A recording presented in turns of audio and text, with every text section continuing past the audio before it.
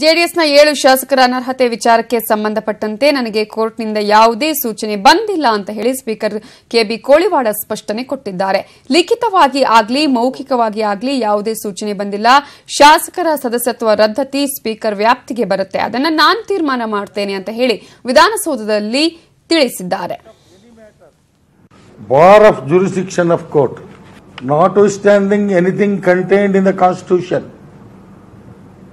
no court shall have any jurisdiction in respect of any matter connected with the disqualification.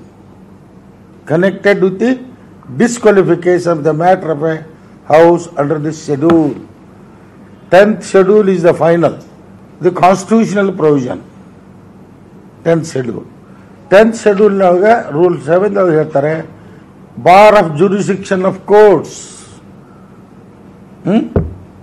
notwithstanding anything contained in the Constitution, no court has got the jurisdiction to entertain any matter pertaining to the disqualification. ಅಯ್ಯೋ ಮಂದಿಗೆ ಹುಟ್ಟು ಕೊಟ್ಟಾರೆ ಅಂತ ಕೊಟ್ಟಿದ್ದಾರೆ, ಹೌದಾ? ಅವ್ರು ನಮ್ಮ member ಅಲ್ಲ ಅಂತ ಇಲ್ಲಿ ಆರ್ಗ್ಯುಮೆಂಟ್ ಮಾಡ್ತೀರಿ ಅಲ್ರಿ? ಇಲ್ಲಿ ಆರ್ಗ್ಯುಮೆಂಟ್ ಏನ್ ಮಾಡ್ತೀರಿ? They are not the members of our party, they have already given up the membership of our party. Then why you give the ಈ ಬಗ್ಗೆ ಡೀಟೇಲ್ಸ್ ಕೊಡೋದಕ್ಕೆ ನಮ್ಮ ರಿಪೋರ್ಟರ್ ಜನಾರ್ದನ್ ಹೆಬ್ಬಾರ್ ಈಗ ವಿಧಾನಸೌಧದಿಂದ ನೇರ ಸಂಪರ್ಕದಲ್ಲಿದ್ದಾರೆ. ಹೆಬ್ಬಾರ್, ಈಗಾಗಲೇ ಒಂದ್ ಕಡೆ ಕೋರ್ಟ್ ಕೂಡ ತನ್ನ ತೀರ್ಪನ್ನ ಕೊಡಬೇಕು ಅಂತ ಹೇಳಿ ಸ್ಪೀಕರ್ ಅವರಿಗೆ ಸೂಚನೆಯನ್ನ ಕೊಟ್ಟಿದೆ. ಆದ್ರೆ ಸ್ಪೀಕರ್ ಅವರು ಹೇಳುವ ಪ್ರಕಾರ ಇಲ್ಲ, ನನ್ಗೆ ಇಲ್ಲಿವರೆಗೂ ಕೂಡ ಆ ಒಂದು ಸೂಚನೆ ಬಂದಿಲ್ಲ ಅಂತ ಹೇಳಿ. ಇನ್ನೊಂದ್ ಕಡೆ ನಾವು ಗಮನಿಸಿದ್ರೆ ಬಾಲಕೃಷ್ಣ ಅವರು ಹೇಳ್ತಾರೆ ಮಾತುಕತೆಗೆ ನಮ್ಮನ್ನ ಅವ್ರು ಏನಾದ್ರೂ ಕರೆದ್ರೆ ನಾವು ಮತ್ತೆ ಮಾತುಕತೆಗೆ ಸಿದ್ಧ ಅನ್ನುವಂತಹ ಮಾತನ್ನ ಹೇಳಿದ್ದಾರೆ. ಸೊ ಯಾವ ರೀತಿಯ ಡೆವಲಪ್ಮೆಂಟ್ ಆಗ್ತಾ ಇದೆ ಹೆಬ್ಬಾರ್?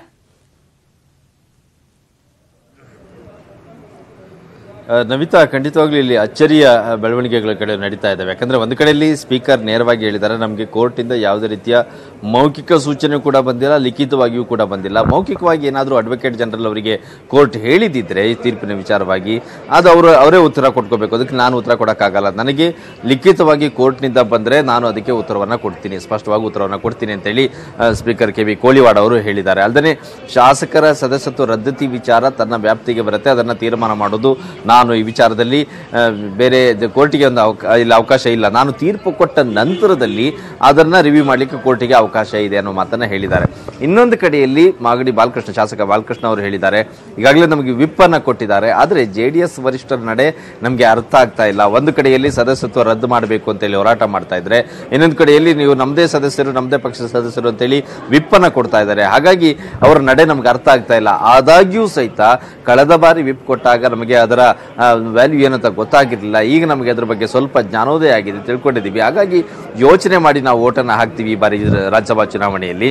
ಅದಕ್ಕೂ ಮುಂಚಿತವಾಗಿ ದೇವೇಗೌಡರು, ಕುಮಾರಸ್ವಾಮಿ ಅವರು ಏನಾದರೂ ನಮ್ಮನ್ನ ಕರೆದ್ರೆ ಮಾತುಕತೆಗೆ ಸಿದ್ಧ ಇದ್ದೀವಿ ಅನ್ನುವಂಥ ಮಾತನ್ನ ಸ್ಪಷ್ಟವಾಗಿ ಬಾಲಕೃಷ್ಣ ಅವರು ಹೇಳಿದ್ದಾರೆ. ಆ ಸಂದರ್ಭದಲ್ಲಿ ನಾವು ಸ್ಪಷ್ಟವಾಗಿ ಕೇಳಿದ್ವಿ, ಕೇವಲ ಓಟ್ ಹಾಕೋದಕ್ಕೆ ನೀವು ಮಾತುಕತೆ ಮಾಡ್ತೀರಾ ಅಥವಾ ವಾಪಸ್ ಪಕ್ಷಕ್ಕೆ ಬರೋದಕ್ಕೆ, ಜೆಡಿಎಸ್ ಸೇರೋದಕ್ಕೆ ಮಾತುಕತೆಗೆ ಸಿದ್ಧ ಇದ್ದೀರಾ ಅಂತ ಕೇಳಿದಾಗ ಎರಡೂ ವಿಚಾರವಾಗಿಯೂ ನಾವು ಸಿದ್ಧ ಇದ್ದೀವಿ, ಅವರು ಕರೆದ್ರೆ ನಾವು ಹೋಗ್ಲಿಕ್ಕೆ ಸಿದ್ಧ ಇದ್ದೀವಿ ಅನ್ನೋ ಮಾತನ್ನ ಇಷ್ಟು ದಿನಗಳ ಬಳಿಕ, ಅಂದರೆ ಕಳೆದ ರಾಜ್ಯಸಭಾ ಚುನಾವಣೆ 2016 ಜೂನ್ 11 ರಾಜ್ಯಸಭಾ ಚುನಾವಣೆ ಆದ ನಂತರದಲ್ಲಿ ಆದಂಥ ಬೆಳವಣಿಗೆ ನಂತರದಲ್ಲಿ ಪ್ರಥಮ ಬಾರಿಗೆ ಇಂಥ ವಿಚಾರವನ್ನ ಹೇಳಿದ್ದಾರೆ. ನಾವು ವಾಪಸ್ ಅವ್ರ ಜೊತೆ ಮಾತುಕತೆಗೆ ಸಿದ್ಧ ಇದ್ದೀವಿ ಅನ್ನೋ ಮಾತನ್ನ ಬಾಲಕೃಷ್ಣ ಅವರು ಹೇಳಿದ್ದಾರೆ. ಆದರೆ ಅವರು ಈ ಸಂದರ್ಭದಲ್ಲಿ ಈ ಮಾತನ್ನು ಯಾಕೆ ಹೇಳಿದ್ರು ಅನ್ನೋದು ಕೂಡ ಇಲ್ಲಿ ಅಚ್ಚರಿಗೆ ಕಾರಣ ಆಗುತ್ತೆ. ಯಾಕಂದ್ರೆ ಕೋರ್ಟ್ನಲ್ಲಿ ಇಷ್ಟೊಂದು ಪ್ರೊಸೆಸ್ ನಡೀತಾ ಇದೆ, ಸ್ಪೀಕರ್ ಎದುರುಗಡೆಯಲ್ಲಿ ವಿಚಾರಣೆ ಮುಕ್ತಾಯ ಆಗಿದೆ, ಸದಸ್ಯತ್ವ ರದ್ದತಿಗೆ ಒಂದು ಕಡೆ ಹೋರಾಟ ನಡೀತಾ ಇದೆ. ಈ ರೀತಿ ಆದ್ರೆ ಒಂದು ವೇಳೆ ಸದಸ್ಯತ್ವ ರದ್ದಾದರೆ 6 ವರ್ಷಗಳ ಕಾಲ ಚುನಾವಣೆಗೆ ನಿಲ್ಲೋದಕ್ಕಾಗಲ್ಲ. ಆ ಕಾರಣಕ್ಕಾಗಿ ಮಾತುಕತೆಗೆ ಸಿದ್ಧ ಅಂತ ಹೇಳಿದ್ರ ಅಥವಾ ವಾಪಸ್ ಜೆಡಿಎಸ್ ಬರಲಿಕ್ಕೆ ಅವರಿಗೆ ಮನಸ್ಸಾಗಿದೆಯಾ? ಇದು ಇಲ್ಲಿ ಬಹಳ ಕುತೂಹಲ ಮೂಡಿಸುತ್ತೆ.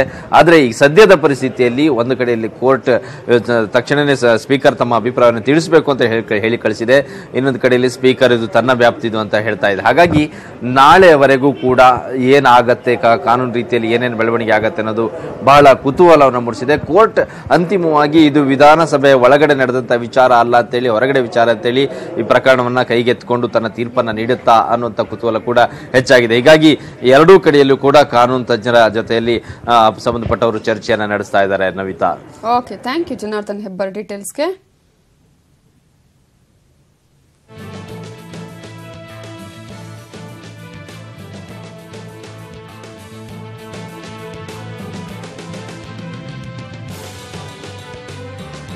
ಇನ್ನು ಜೆಡಿಎಸ್ನ 7 ಜನ ಶಾಸಕರ ಅನರ್ಹತೆ ವಿಚಾರಕ್ಕೆ ಸಂಬಂಧಪಟ್ಟ ಹಾಗೆ ದೆಹಲಿಯಲ್ಲಿ ಮಾಜಿ ಪ್ರಧಾನಿ ದೇವೇಗೌಡರು ಹೇಳಿಕೆಯನ್ನು ಕೊಟ್ಟಿದ್ದಾರೆ.